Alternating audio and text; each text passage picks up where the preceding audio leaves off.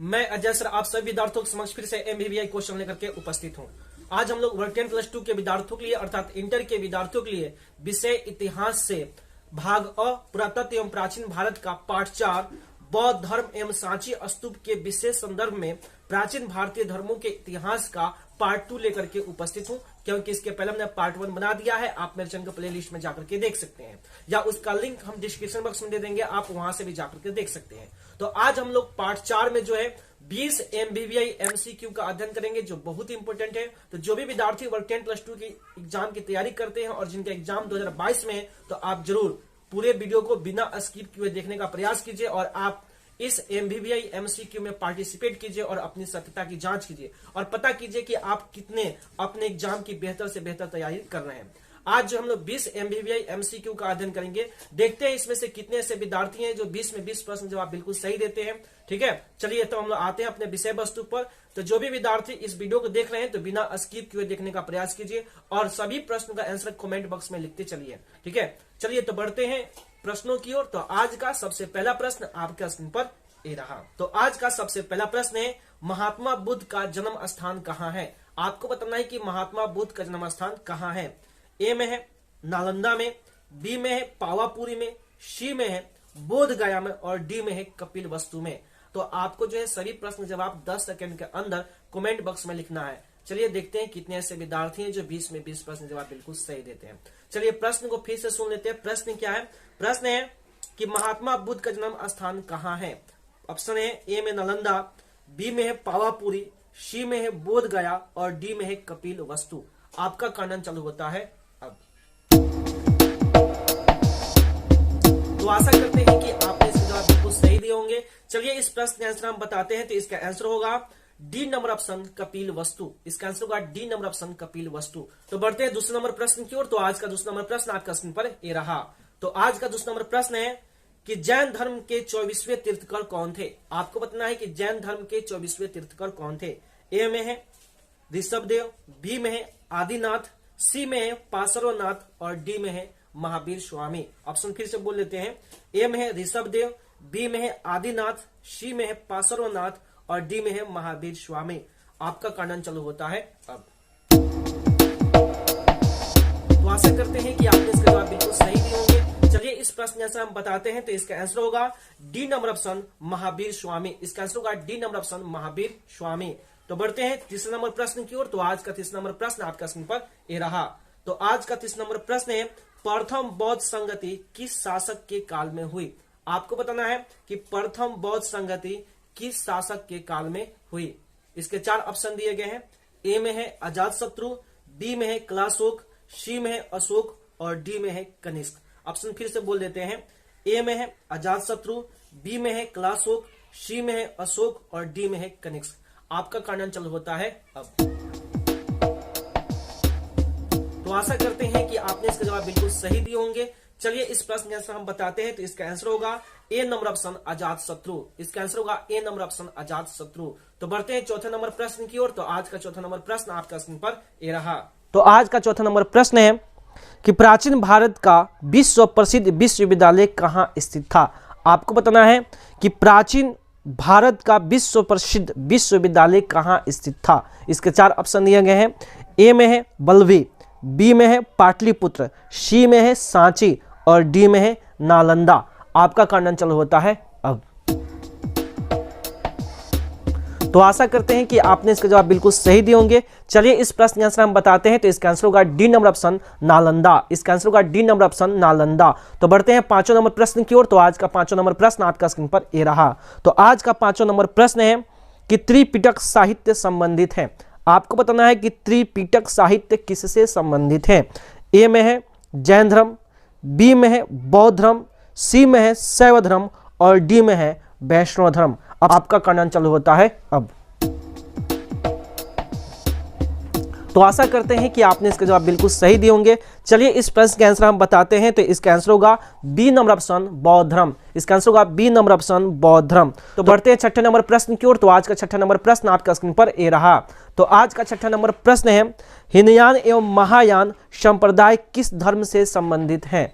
आपको बताना है कि हीनयान एवं महायान संप्रदाय किस धर्म से संबंधित हैं। इसके 4 ऑप्शन दिए गए हैं। ए में है जैन, बी में है बौद्ध, सी में है हिंदू और डी में है सिख। आपका कन्नन चालू होता है अब। तो आशा करते हैं कि आपने इसका जवाब बिल्कुल सही दिए होंगे। चलिए इस प्रश्न का आंसर हम बताते हैं। तो इसका आंसर होगा बी नंबर ऑप्शन बौद्ध। इसका आंसर होगा बी नंबर ऑप्शन बौद्ध। तो बढ़ते हैं 7वें नंबर प्रश्न की ओर। तो आज का 7वां नंबर प्रश्न आपका स्क्रीन पर ये रहा। तो आज का 7वां नंबर प्रश्न है स्तूप संबंधित है। आपको पता है कि स्तूप किससे संबंधित है। ए में है जैन, बी में है बौद्ध, सी में है हिंदू और डी में है सिख। आपका कन्नन चालू होता है अब। तो आशा करते हैं कि आपने इसका जवाब बिल्कुल सही दिए होंगे। चलिए इस प्रश्न का आंसर हम बताते हैं। तो इसका आंसर होगा बी नंबर ऑप्शन बौद्ध। इसका आंसर होगा बी नंबर ऑप्शन बौद्ध। तो बढ़ते हैं 8वें नंबर प्रश्न की ओर। तो आज का 8वां नंबर प्रश्न आपका स्क्रीन पर ये रहा। तो आज का 8वां नंबर प्रश्न है महावीर ने पार्श्वनाथ के सिद्धांतों में कौन सा नया सिद्धांत जोड़ा। आपको बताना है कि महावीर ने पार्श्वनाथ के सिद्धांतों में कौन सा नया सिद्धांत जोड़ा। ए में है अहिंसा, बी में है ब्रह्मचर्य, सी में है साहित्य और डी में है अपरिग्रह। आपका कन्नन चालू होता है अब। आपको 10 सेकंड के अंदर इस प्रश्न का जवाब देना है। तो आशा करते हैं कि आपने इसका जवाब बिल्कुल सही दिए होंगे। चलिए इस प्रश्न का आंसर हम बताते हैं। तो इसका आंसर होगा बी नंबर ऑप्शन ब्रह्मचर्य। इसका आंसर होगा बी नंबर ऑप्शन ब्रह्मचर्य। तो बढ़ते हैं 9वें नंबर प्रश्न की ओर। तो आज का 9वां नंबर प्रश्न आपका स्क्रीन पर ये रहा। तो आज का 9वां नंबर प्रश्न है पुराणों की संख्या कितनी है। आपको बताना है कि पुराणों की संख्या कितनी है। ए में है 16, बी में है 18, सी में है 19 और डी में है 20। आपका कन्नन चालू होता है अब। तो आशा करते हैं कि आपने इसका जवाब बिल्कुल सही दिए होंगे। चलिए इस प्रश्न का आंसर हम बताते हैं। तो इसका आंसर होगा बी नंबर ऑप्शन 18। इसका आंसर होगा बी नंबर ऑप्शन 18। तो बढ़ते हैं 10वें नंबर प्रश्न की ओर। तो आज का 10वां नंबर प्रश्न आपका स्क्रीन पर ये रहा। तो आज का 10वां नंबर प्रश्न है कि अशोक द्वारा प्रचारित बौद्ध धर्म कहाँ प्रचलित नहीं हुआ। इसके 4 ऑप्शन दिए गए हैं। ए में है सीरिया, बी में है ब्रिटेन, सी में है श्रीलंका और डी में है जापान। आपका कन्नन चालू होता है अब। तो आशा करते हैं कि आपने इसका जवाब बिल्कुल सही दिए होंगे। चलिए इस प्रश्न का आंसर हम बताते हैं। तो इसका आंसर होगा बी नंबर ऑप्शन ब्रिटेन। इसका आंसर होगा बी नंबर ऑप्शन ब्रिटेन। तो बढ़ते हैं 11वें नंबर प्रश्न की ओर। तो आज का 11वां नंबर प्रश्न आपका स्क्रीन पर ये रहा। तो आज का 11वां नंबर प्रश्न है कि महावीर का जन्म कहाँ हुआ था। आपको पता है कि महावीर का जन्म कहाँ हुआ था। ए में है लुम्बिनी में, बी में है पावा में, सी में है कुंडलवन वैशाली में और डी में है सारनाथ में। ऑप्शन फिर से बोल देते हैं। ए में है लुम्बिनी में, बी में है पावा में, सी में है कुंडलवन वैशाली में और डी में है सारनाथ में। आपका कन्नन चालू होता है अब। तो आशा करते हैं कि आपने इसके जवाब बिल्कुल सही दिए होंगे। चलिए इस प्रश्न का आंसर हम बताते हैं। तो इसका आंसर होगा C number option Kundalvan Vaishali में। इसका आंसर होगा C number option Kundalvan Vaishali में। अगर आपको लगता है कि सही प्रश्न इंपॉर्टेंट है और आपके एग्जाम के लिए उपयोगी है तो जरूर आप मेरे चैनल को सब्सक्राइब कीजिएगा, वीडियो को लाइक कीजिएगा, साथ ही साथ बेल आइकन जरूर दबाइएगा ताकि इस तरह के MBBI क्वेश्चन आपका स्क्रीन पर सबसे पहले मिले और आप अपने एग्जाम की बेहतर से बेहतर तैयारी कर सके। तो बढ़ते हैं 12वें नंबर प्रश्न की ओर। तो आज का 12वां नंबर प्रश्न आपका स्क्रीन पर ये रहा। तो आज का 12वां नंबर प्रश्न है प्राचीन भारत में धम्म की शुरुआत किस शासक ने की थी। प्रश्न फिर से बोल देते हैं। प्रश्न है प्राचीन भारत में धम्म की शुरुआत किस शासक ने की थी। ए में है चंद्रगुप्त मौर्य, बी में है चंद्रगुप्त द्वितीय, सी में है अशोक और डी में है कनिष्क। आपका कन्नन चालू होता है अब। तो आशा करते हैं कि आपने इसका जवाब बिल्कुल सही दिए होंगे। चलिए इस प्रश्न का आंसर हम बताते हैं। तो इसका आंसर होगा सी नंबर ऑप्शन अशोक। इसका आंसर होगा सी नंबर ऑप्शन अशोक। तो बढ़ते हैं 13वें नंबर प्रश्न की ओर। तो आज का 13वां नंबर प्रश्न आपका स्क्रीन पर ये रहा। तो आज का 13वां नंबर प्रश्न है चौथी बौद्ध समिति किस शासक के काल में हुई थी। आपको बताना है कि चौथी बौद्ध समिति किस शासक के काल में हुई थी। ए में है अशोक, बी में है क्लाशोक, सी में है अजातशत्रु और डी में है कनिष्क। चलिए आपका कन्नन चालू होता है अब। तो आशा करते हैं कि आपने इसका जवाब बिल्कुल सही दिए होंगे। चलिए इस प्रश्न का आंसर हम बताते हैं। तो इसका आंसर होगा डी नंबर ऑप्शन कनिष्क। इसका आंसर होगा डी नंबर ऑप्शन कनिष्क। तो बढ़ते हैं 14वें नंबर प्रश्न की ओर। तो आज का 14वां नंबर प्रश्न आपका स्क्रीन पर ये रहा। तो आज का 14वां नंबर प्रश्न है वेदों की संख्या कितनी है। आपको बताना है कि वेदों की संख्या कितनी है। इसके 4 ऑप्शन दिए गए हैं। ए में है 3, बी में है 4, सी में है 5 और डी में है 6। आपका कन्नन चालू होता है अब। तो आशा करते हैं कि आपने इसके जवाब बिल्कुल सही दिए होंगे। चलिए इस प्रश्न का आंसर हम बताते हैं। तो इसका आंसर होगा बी नंबर ऑप्शन 4। इसका आंसर होगा बी नंबर ऑप्शन 4। तो बढ़ते हैं 15 नंबर प्रश्न की ओर। तो आज का 15 नंबर प्रश्न आपका स्क्रीन पर ये रहा। तो आज का 15 नंबर प्रश्न है, बुद्ध चरित्र की रचना किसने की?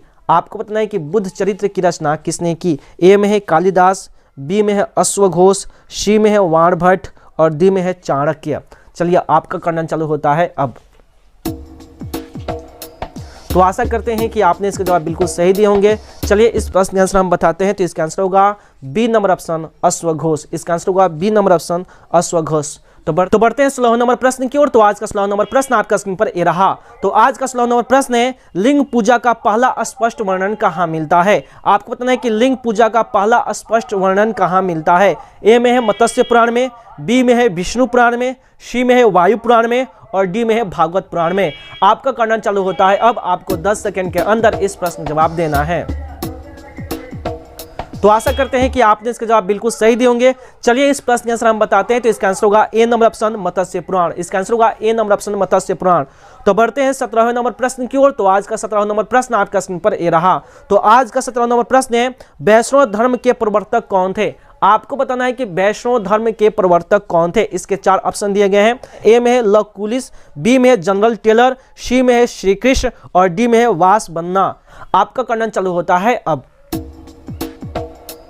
तो आशा करते हैं कि आपने इसके जवाब बिल्कुल सही दिए होंगे। चलिए इस प्रश्न का आंसर हम बताते हैं। तो इसका आंसर होगा C number option Shri Krishna. इसका आंसर होगा C number option Shri Krishna. तो बढ़ते हैं 18वें नंबर प्रश्न की ओर। तो आज का 18वां नंबर प्रश्न आपका स्क्रीन पर ये रहा। तो आज का 18वां नंबर प्रश्न है, ऋग्वेद में शिव को क्या कहा गया है? आपको बताना है कि ऋग्वेद में शिव को क्या कहा गया।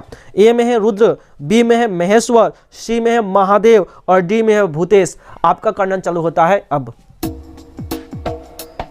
तो आशा करते हैं कि आपने इसके जवाब बिल्कुल सही दिए होंगे। चलिए इस प्रश्न का आंसर हम बताते हैं। तो इसका आंसर होगा ए नंबर ऑप्शन रुद्र। इसका आंसर होगा ए नंबर ऑप्शन रुद्र। तो बढ़ते हैं 19वें नंबर प्रश्न की ओर। तो आज का 19वां नंबर प्रश्न आपका स्क्रीन पर ये रहा।